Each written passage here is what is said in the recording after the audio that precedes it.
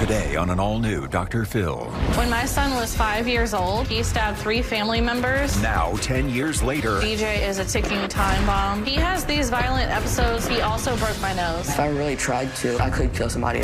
I feel like a hostage in my own home. living in fear. You are sincerely afraid that you could wind up dead. Absolutely. You say she could get seriously hurt. Yeah, or my sister or anybody else around. I don't know how to help him.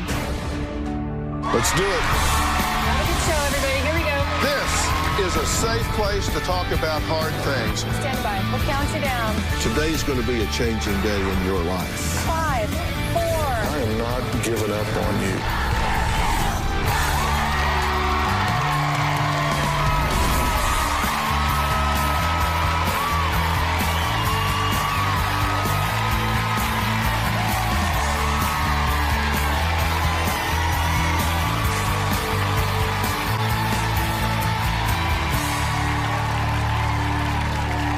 DJ made headlines when he stabbed 3 of his family members and then fought off police when they arrived. But one of the most disturbing details about the attack was that DJ was not an adult at the time of the stabbing. He was 5 years old. And it was reportedly all because of a fight over a juice box.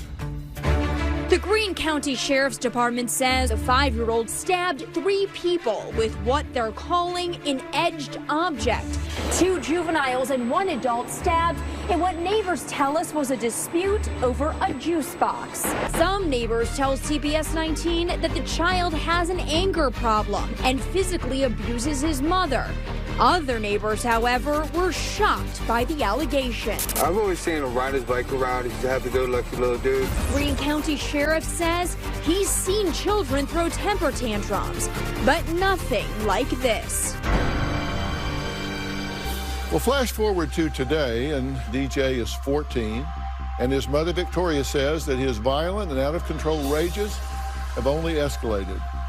In fact, over the years, she's called the police on her son over 50 times, sent him to residential treatment 6 times, and now has to lock herself in her bedroom at night because she says DJ regularly attacks and threatens to kill her. Now, Victoria says she's so afraid of DJ that she abides by his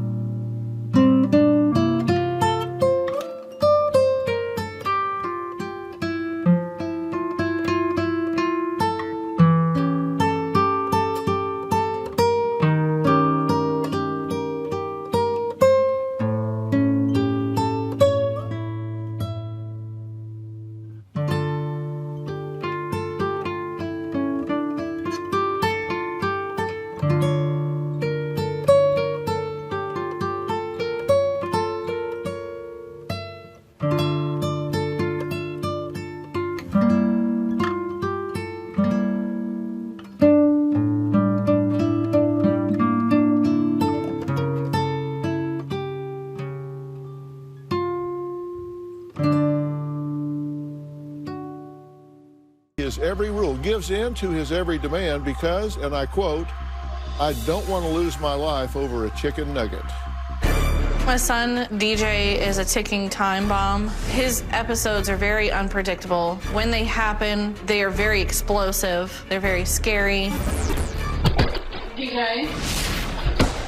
I feel like a hostage in my own home. My son DJ has charged at me to grab me by my throat, to strangle me, to punch me, to kick me, to pull my hair. My son bit me on both of my arms right here. It was so swollen that now I have permanent nerve damage in both arms. I locked myself in my bedroom to avoid an episode. I am very afraid of my son. He will punch holes in walls, he'll break doors, kick them in, he'll break TVs. He has busted my car windshield multiple times. When DJ wants something, if I don't make it for him right away, he'll flip out. One time he wanted chicken nuggets and I told him that he needed to cook them himself, and he became very upset and blocked me into my kitchen, and he kept charging at me so that I would just do what he asked. I don't want to lose my life over chicken nuggets. There are certain situations that aren't worth it. When my son was 5 years old, he stabbed 3 family members. He overheard something that he didn't like, and he began throwing things and destroying property in our home. He calmed down and he asked to get a juice box out of the fridge, but instead he grabbed a knife out of the drawer. He stabbed 1 family member in the arm, another one in the leg, and another one in the back of the neck. He has these violent episodes now at 14 years old, 2 to 3 times a week. One time I was sitting on my couch and out of nowhere he began punching himself in the head, and I have no idea why. He also broke my nose. He asked me for a hug, and as he was about to hug me, he punched me. I still have a lump right here on the side of my nose. I can't control my son. There are dozens of times I've had to call the police. I have sent him to multiple group homes, residential facilities. No matter what I do, nothing seems to help. All right, Victoria, you are sincerely and genuinely afraid that he's now gotten big enough, strong enough, and has a level of violence that you could wind up dead. Yes, sir. He was lethal at a young age. Absolutely, at a very young age. And this really wasn't over a juice box. There was a lot more going on. The media just kind of summarized it as a juice box, right? Most definitely. It was most certainly not about a juice box. It was about a family situation that was going on. Right. And do you have any ability to predict situations, circumstances, events that will trigger this violence and attack mode in him, or does it truly come out of the blue? There are many times where I can kind of see it coming, but there are multiple occasions where I do not see any signs of it whatsoever. Okay. So there are areas where you know this is volatile, this could be a problem, but then there are times, like you said, where he's coming to hug you, and then kind of mid movement, it changes from a hug to a punch in the face. Yes. Yep. You know, he's smashed screens to computers, TVs, or whatever. He's punched holes. He's thrown the phone against the wall. He's kicked the door in when the police were coming, and broke the bookshelf where it's caved in. So, I mean, just whatever's in his way, whatever he can lash out against, including his own head. Right. Now, that's a self-harm type thing. What do you think is going on there? Is he frustrated with himself for an inability to do something, or what's happening? I think there's some frustration with himself, also wanting to try to control enough that he's not hurting someone else at times, and I think he just takes it out on himself. So you think some of it might be deflection? Right. On his part, where he's trying to keep from aggressing against somebody else. Right. So having been through this for all this time, now for over 10 years, what's your maternal instinct tell you is going on? Is this a personality issue with him? Is it involuntary? Is he spoiled rotten and entitled? Is it the product of poor modeling? What's going on here?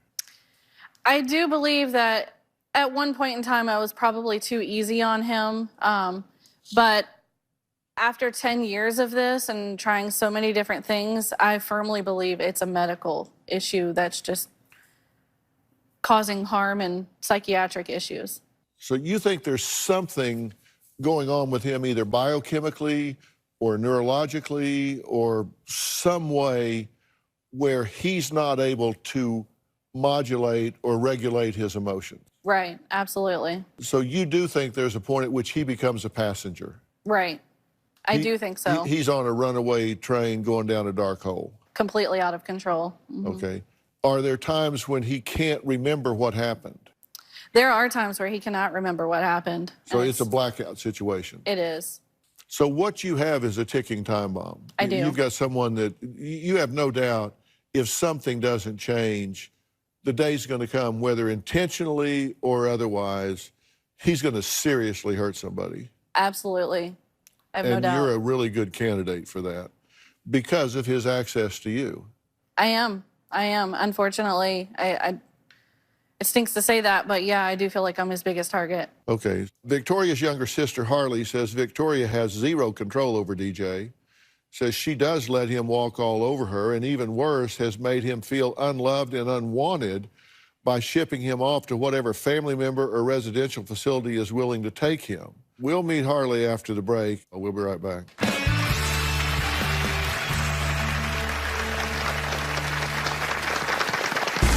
My nephew, when he's angry, something else takes over. I ended up catching the brunt of the violence. He punched me in the face twice.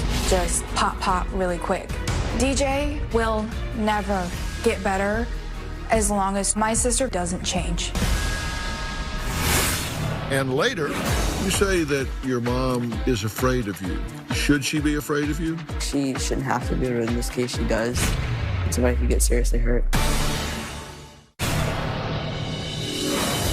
Anything can trigger my son. If I tell him no, he'll explode. One time we were in the car, he wanted French fries from a fast food restaurant, and I told him no. He became so upset, he began kicking the seats and threatening to open the car doors and jump out if I didn't stop and get him his French fries. And he began pulling my head back so that I couldn't see when I was driving. He was cursing at me, calling me names, very defiant. I ended up going to the fast food restaurant and got him the French fries because it was a choice between, do I want to survive this trip or not?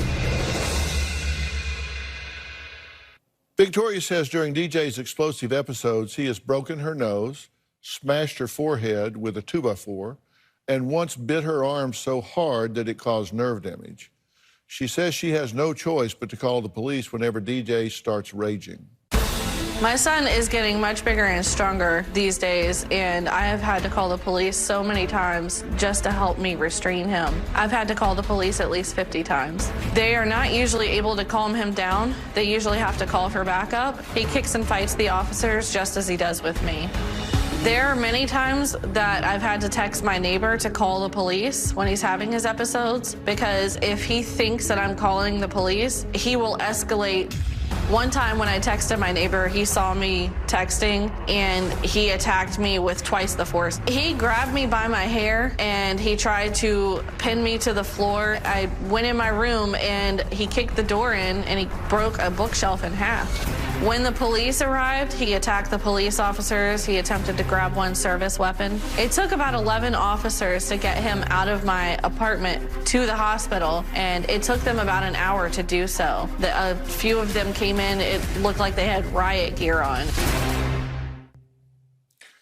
DJ's Aunt Harley says Victoria is the main trigger and also the primary target of his explosive rage, but Harley says DJ has attacked and injured her as well.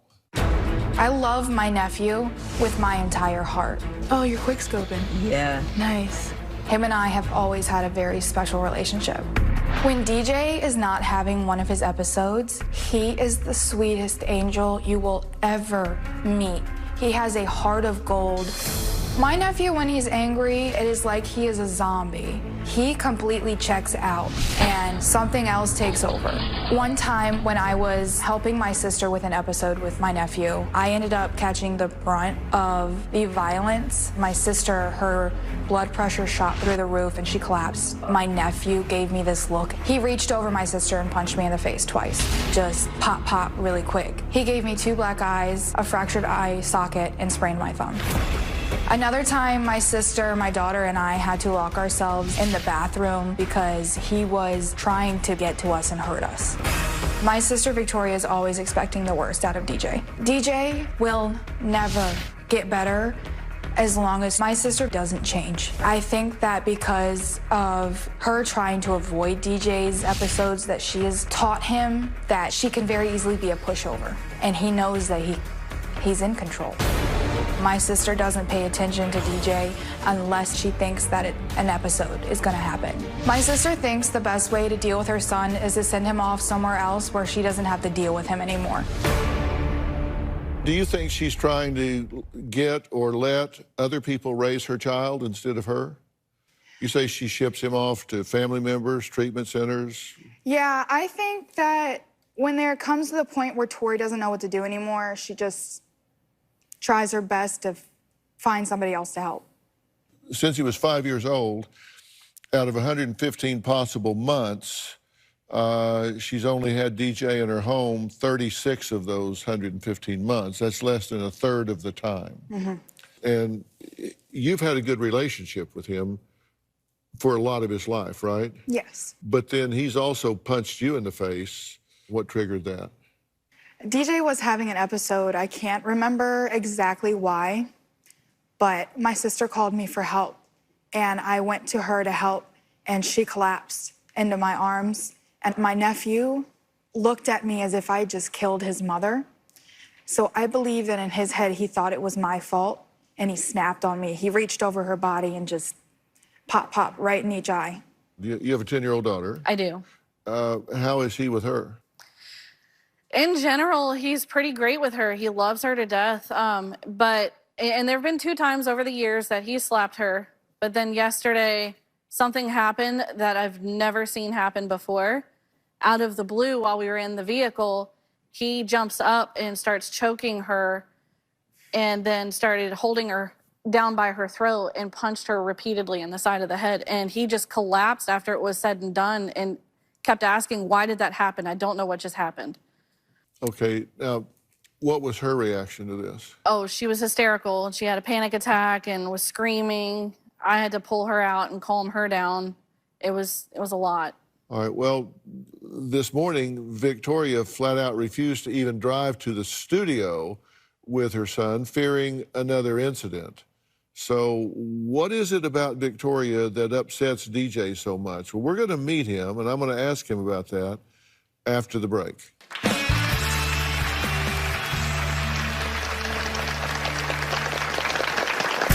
He wasn't really upset when we left the hotel. I could tell that he was on the verge of something.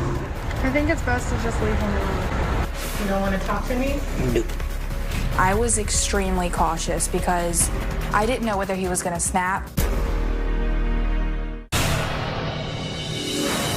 My son eats and breathes video games. If there's a glitch in the game and he can't play them, then he will very quickly get irritated and at some point become violent.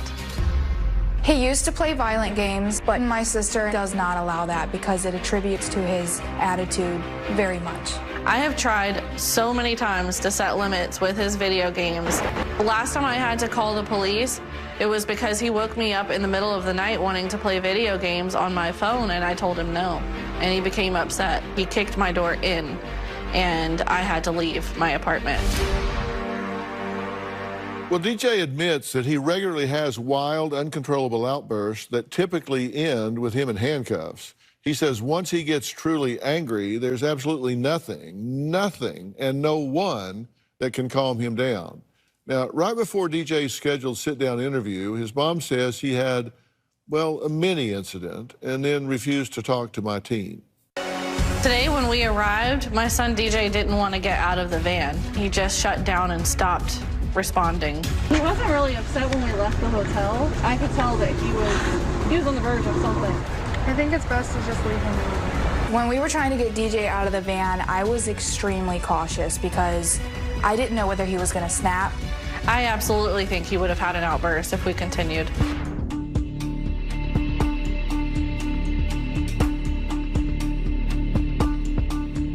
You don't want to talk to me? Nope. How come? This thing. What if he did it while you're playing the game? Nah. You ready to go? We're gonna get started. Yeah, I'm ready. Do you think you have anger issues? Oh, yeah, I know I have anger issues. Usually I just automatically get mad. Like, it just comes out of nowhere. I usually get angry at my mom the most. She thinks she knows everything. Some of the things I do to my mom, kick her, spit on her, cuss her out, headbutt her. A lot of the times I'm just trying to scare her. Whenever I hurt my mom or something, afterwards, when I calm down, I feel really bad about it. If I really tried to, I could kill somebody if I wanted to. One time, I was outside, a couple of kids were causing trouble and they killed a squirrel. I love animals, so I got mad and I grabbed the branch that they beat the squirrel with and chased them around the neighborhood with it. My aunt called the police and I just stood outside their house until police got there. They immediately pulled the taser out and had them pointed at me. And at that point, I had already blacked out, so I wasn't going to listen to anything anybody said. At one point, the police told me to put the branch down, and I swung at one of them and hit him in the leg with it. I didn't go to jail or juvie. I just went to a residential facility. I don't feel like the treatment facilities have really helped. Makes me feel like my mom doesn't want me around. Well, DJ, how are you? Good. How do you think things go at home and just day to day? Not as good as they could be. Yeah. What do you think's the major problem? The way I react to things. Yeah. And how would you describe that? It depends on what I get upset about. That determines how I react. You say that it really makes you sad that your mom is afraid of you. Should she be afraid of you? She shouldn't have to. Like, she shouldn't have to be, but in this case, she does. She should be afraid of you. Yeah. Why? Because if she's not and she doesn't, if it's not handled the right way, then somebody could get seriously hurt. She could get seriously hurt. Yeah. Her or my sister or anybody else around. Well, I've heard you say that you've hit her, kicked her, spit on her. Yeah. Is that right or wrong, or is that dependent on the incident? It's not right at all. It's wrong. It's always wrong. Yes. And you always know that it's wrong. Yeah. It should. The reason why I do it, it's hard for me to make those decisions and control myself in order to keep myself from doing it. It's a flash. You go from okay to not okay like that. Yeah. Do you love your little sister?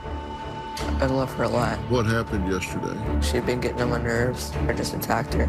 I tried to choke her, and I punched her. Growing up, DJ did witness violent behavior from his father. When DJ lived with his father, he got in trouble at school, and that evening, while he was at his grandmother's, his dad showed up and attacked him. His dad ended up dragging him out of the house and spanking him pretty brutally and twisting him like a pretzel. His father was arrested. He was sentenced to 5 years in prison and only served 3 months. I have not allowed him to see his father. There is a protective order against him. I think my son does blame me for his father not being a part of his life. Well, after Victoria divorced DJ's father when DJ was 8 years old, DJ went to live with him for a year because Victoria believed DJ was better behaved under his father's roof. Well, DJ claims that's because he was scared of him. And his father eventually ended up in jail for abusing him. You've been hurt. And how does that feel? Doesn't feel good at all. How did you feel when it happened to you? I was scared. I didn't know what to do. I just wanted it to stop. You feel powerless? Yeah. Did you wonder why? Did you wonder if you had done something to deserve it? Did you blame yourself, or did you blame the abuser? Sometimes, it depends on, like, what mood I'm in when I'm thinking about it. Sometimes I'll blame it on myself, and then there's other times where I'll just, like, blame it on who did it to me. Yeah. But it made you feel bad. I mean, it hurt, and it was painful, and it made you afraid and feel powerless that you couldn't stop it. Yeah. Is that exactly how you feel? I do. I absolutely feel powerless and trying to figure out whether to be angry or sad or both. I don't know how to help him. So it's interesting, as bad as you hated that you would then go do that to someone else. I know that it doesn't make sense for me to go hurt somebody if I know how it feels. It's just that when in the moment, I don't think about that and just want to hurt and get back. Do you want to be in a relationship with your dad? Yeah, I want to, but at the same time, I don't, because I don't want it to happen again. By the way, I'm really sorry that happened to you. You didn't deserve that, and there's no reason that a child should endure that from their parent. And as a father of two boys, I can tell you there's no theory under which that's okay. What do you want in your relationship, in your family? I just want us to be able to live without having to worry constantly if somebody's gonna get hurt. Do you love your little sister? I love her a lot. I don't want her to get hurt. What do you think she's saying to herself today after what happened yesterday? I know she doesn't. I know that she understands that I have a hard time controlling it and doesn't completely blame me for it. But at the same time, I know she doesn't always feel safe. And what happened yesterday? I had been feeling upset with her all day just because I felt like she had been getting on my nerves. And when we left the hotel, for some reason, I found myself just thinking like I wanted to hurt somebody and didn't know why. And kept trying to like stop myself from thinking about it, but for some reason I just couldn't. And eventually, at one point I just said I'm scared. She was the only one who heard it, but I didn't say anything else after that, and then a few minutes later I just attacked her. And when you attacked her, what did you do? I tried to choke her, and at one point I punched her. You tried to choke her and then you punched her? Yeah. Mm-hmm. Thank you. And how did she respond? She was terrified and didn't know why I did it. So the question is why? Could all of DJ's issues be the result of his brain not functioning correctly? We're going to reveal some things that we've learned about DJ after the break.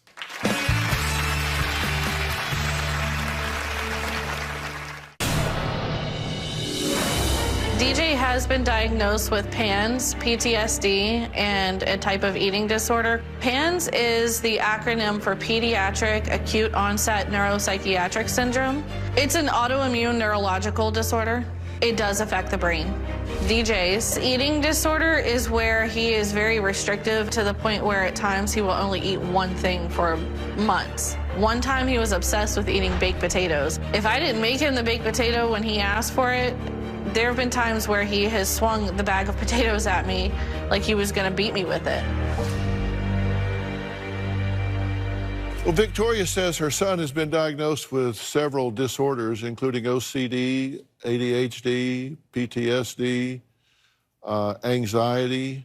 ARFID and PANS. We're going to explain what all of that means. I'd like to introduce Dr. Daniel Amen. Now, Dr. Amen is a psychiatrist.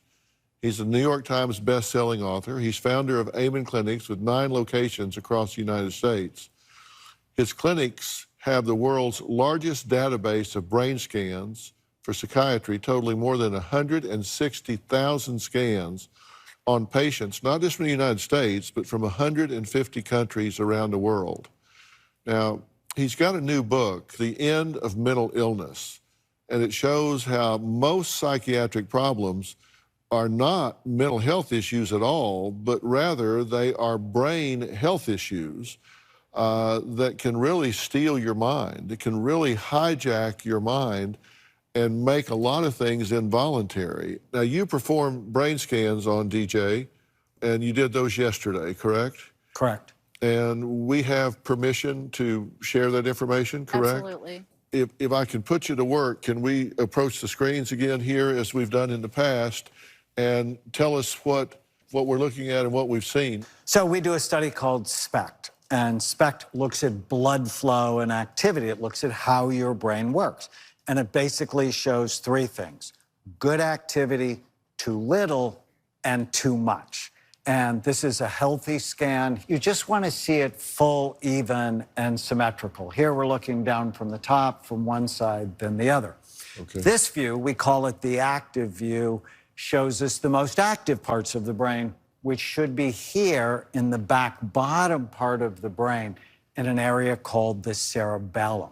Yeah, DJ, come join us down here if you would, because I want you to be really close here where you can understand it. And just stay right there on that white stripe. We'll stay socially distanced as we should here, but you can kind of see everything we're talking about up close. Okay, go ahead. So again, healthy, and this is DJ's brain. So a lot of your brain works really well, except this area called the medial, just means toward the inside, temporal lobes. And if you really want to hurt someone's life, hurt their temporal lobes. Right. Because you can go with mood instability, irritability, temper problems, dark thoughts, and it's been hurt at some point. This area right here is called the amygdala, which is a part of the brain that responds to fear. And when you damage it, all of a sudden, you can just have these temper problems for little or no reason. Now, there are different kinds of aggression, which we'll talk about. One of them is temporal lobe aggression. So you've had some impact to your brain, which you know. Well, you knew you had some impact to your head, but it has affected the brain. And there are different parts of the brain that control different functions. You know, some things control speech, some control vision, some control, there's a limbic system that control emotions and things. And the amygdala is one of the areas that can regulate emotions, you know, mood, irritability, temper, the ability to regulate all of that. And that's been impacted with you. You've had an injury to your brain. So if you're wondering, am I just like an evil kid or something? Am I like Damien that all of a sudden goes dark? The fact is that's not true at all. That there is some damage here that causes you to be unable, like I said, to pump the brake and stop yourself sometimes. When we look at the most active parts of your brain, again, normal, healthy, your brain has a pattern we call the ring of fire. This means your brain's working way too hard. And when it's working too hard, we have to go, why is it working too hard? And I saw your lab tests, and I saw you've been diagnosed with PANDA syndrome, and it stands for Pediatric Autoimmune Neuropsychiatric Disorders Associated with STRAP, and PANS, which is similar to that. And when I first saw this, I knew nothing about PANDA syndromes because I started looking in 1991. But in 1998, a researcher from the NIMH talked about, we know you need to treat strep throat because it can affect your heart. Right. She said, hold on, it can affect your brain. And this whole group of kids where all of a sudden they'd be anxious, they'd have OCD, they'd restrict their eating. And it made me thinking about, well, what about infections causing these kinds of problems? And when you see the Ring of Fire, in my mind, that's something we should at least look at. And so the goal is calm this down, stabilize his temporal lobes. Hopefully he'll be much better. Is this making sense to you? Yeah. Now that we know what's going on with DJ's brain, is there anything that can be done to help him? We'll talk about that right after the break.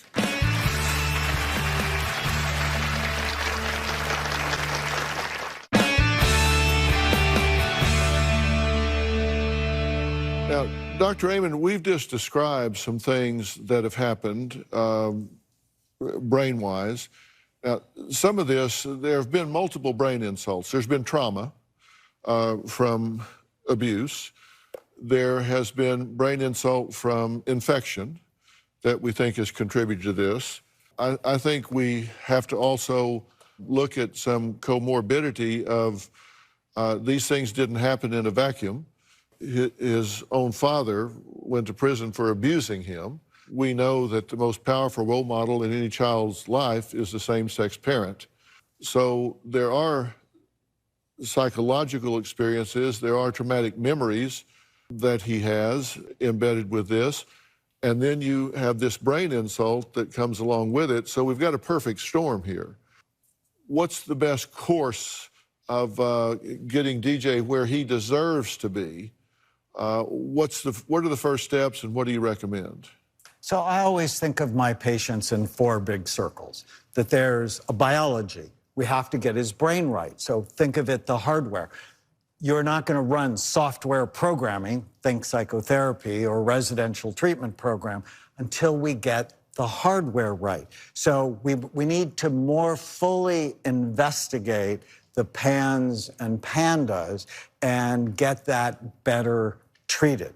I think he needs a medicine to stabilize his temporal lobes and to calm down the cingulate. So I have some medication recommendations. He's also addicted to video games. This is a disaster. My experience, it's really hard to get someone well when the input to their brain is dark and negative. Plus, there are other things these video games do to the brain that a lot of people don't really understand. So if he's having, in a sense, these behavior seizure disorders, video games always make it worse.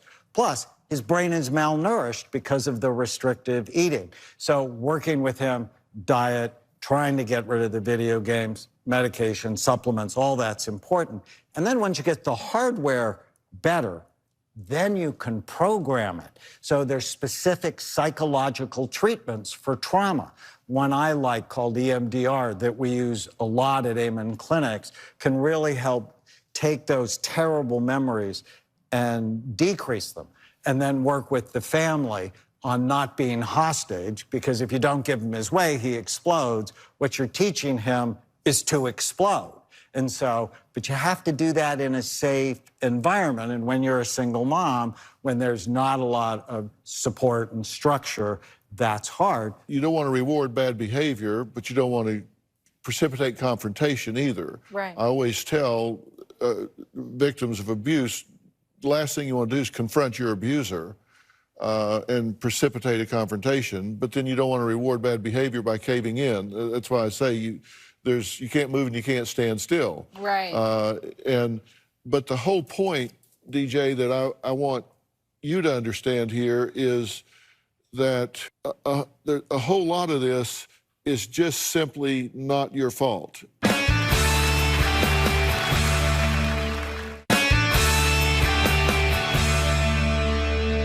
What I want you to do, DJ, is to love your brain. Eat better, because your brain uses 1/3 of the calories you consume. So if you eat junk food, you're going to think like junk food, which is not good. So it's peas and carrots, buddy. How boring is that? No, there are some good, healthy foods. We can work this out. All right, so Dr. Amen, thank you so much, and you're going to help with some guidance with this so we get the right medications and get on the right path. And you're willing to work on this, right? Because this is your path out of here. And there should be no more stigma to this than if you had a bum knee and you had to work on that. I mean, this is part of your body. You got to get it healthy. And it's not about being a bad kid. It's about having a brain that needs some things worked on. And I brought you the best in the country right here. This is the guy. And so we're going to start working on that. You've been to all these doctors, you've been to all these places, and then you say you get these neurologists, and they're kind of like, well, you know, I don't know, maybe, sort of. They're in a high-volume business. They got to turn them and burn them, run the scans, get them out, push them on to the next, and then you run on to somebody that says, no, wait a minute, slow down. We need to figure it out, and then what to do about it. And that's who Dr. Amen and all of the Amen clinics around the country are all about. Absolutely. And by the way, he doesn't ask me to say these things. That's not part of it. But as I said, Amen clinics are across the United States. You want answers, that's where you want to go. So, Dr. Amen, thank you for being here. And you understand now the title of his book, The End of Mental Illness. He talks about the fact that not everything that people label as mental illness is at all mental illness, that in fact, much of it, if not the majority of it, has to do with neurological issues, and that you have to resolve those before you can expect to see change. So it's an absolute read. It is in bookstores now. I highly, highly recommend it. And by the way, it's an easy read. He writes it so you can understand what he's talking about, as you can see from hearing him here. For more information about today's show, log on to drphil.com. You can follow me on all the social media platforms and listen to Robin's podcast. I've got a secret. Stay safe. You embrace